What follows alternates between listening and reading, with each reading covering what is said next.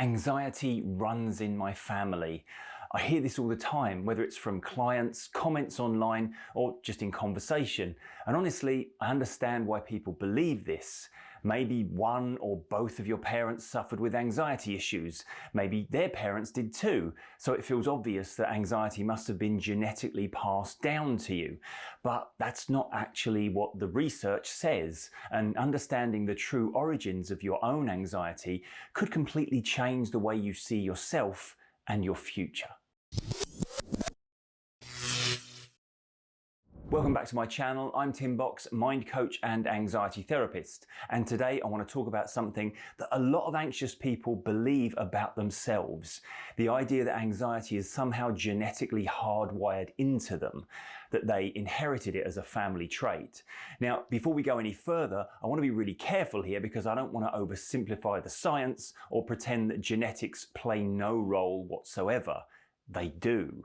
Research suggests there's a hereditary component to anxiety, but here's where people often misunderstand what that actually means. Because when people hear anxiety is heritable, what they often think that means is, I was born with anxiety, or my anxiety was genetically passed down to me.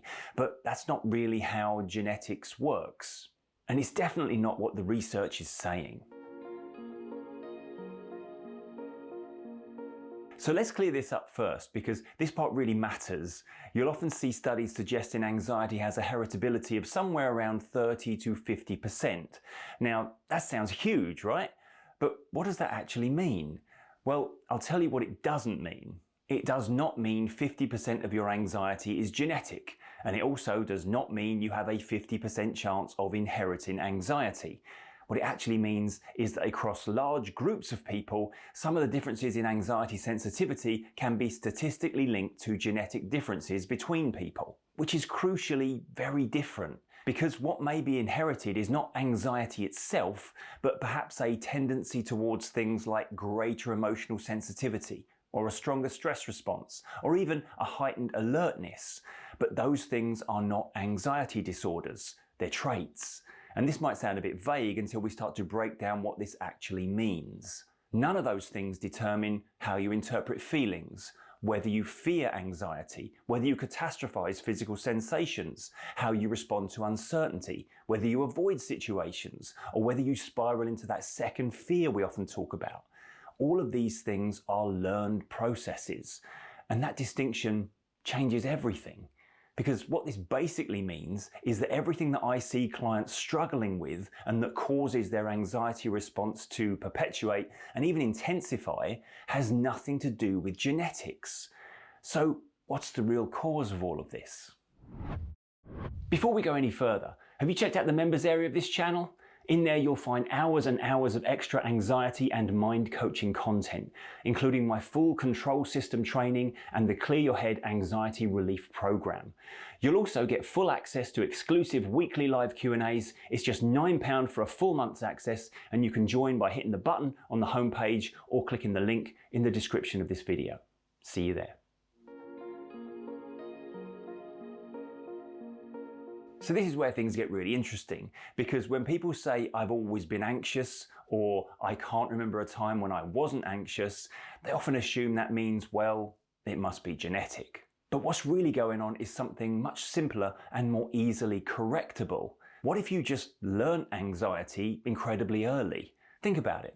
If you grow up around anxious parents, parents who constantly worry and catastrophize and who display the attitude that the world is dangerous, what are you learning in those early years of childhood?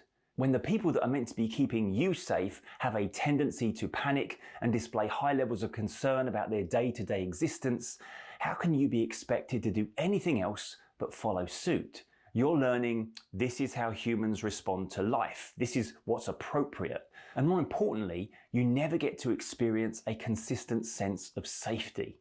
And this is not because your parents didn't love you or were incompetent as parents. Even the best parents will pass down beliefs and responses they'd rather they hadn't burdened you with. No, this is because anxious people often communicate danger constantly without realizing it. It's expressed in their tone, their need for reassurance, their use of avoidance in everyday life, maybe even their desire to keep you safe simply turned into overprotection. Children absorb this stuff deeply, long before they're intellectually analysing anything. And this is one reason why anxiety can appear to run in families, even when genetics alone can't explain it, because behaviour runs in families, beliefs run in families, and so do emotional habits.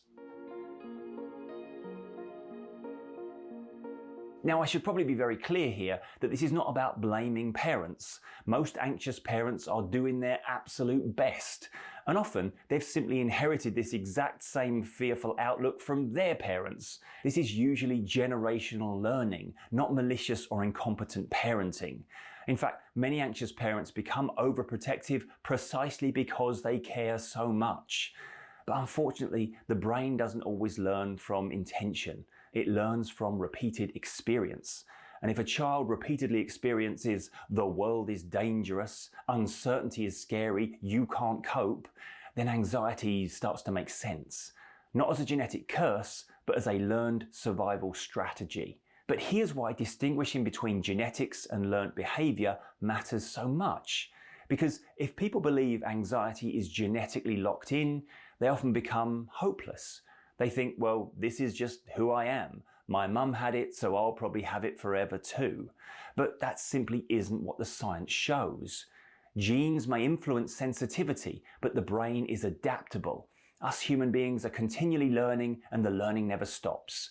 We're constantly going through this process of having a certain set of beliefs, learning new things, and changing those beliefs. It's called neuroplasticity.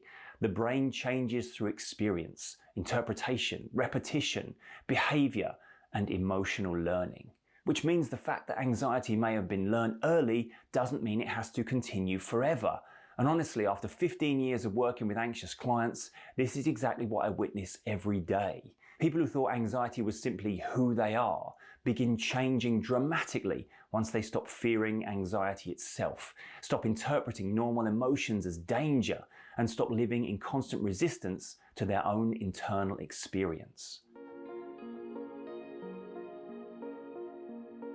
So no, you didn't inherit anxiety. You may have inherited a temperament, a certain sensitivity, but that doesn't mean you were born destined to live in a permanent state of high anxiety or fight or flight.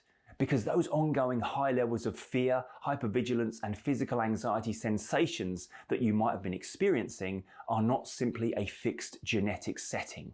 Anxiety itself is something far more shaped by learning, interpretation, and understanding than most people realize. And if anxiety can be learned, then change is possible too. And personally, I think that's a far more hopeful message than you were simply born this way. Thanks for watching, and if the message in this video resonated with you and you'd like my personal guidance to help you get the other side of anxiety, you'll find details about how to work with me in the description below.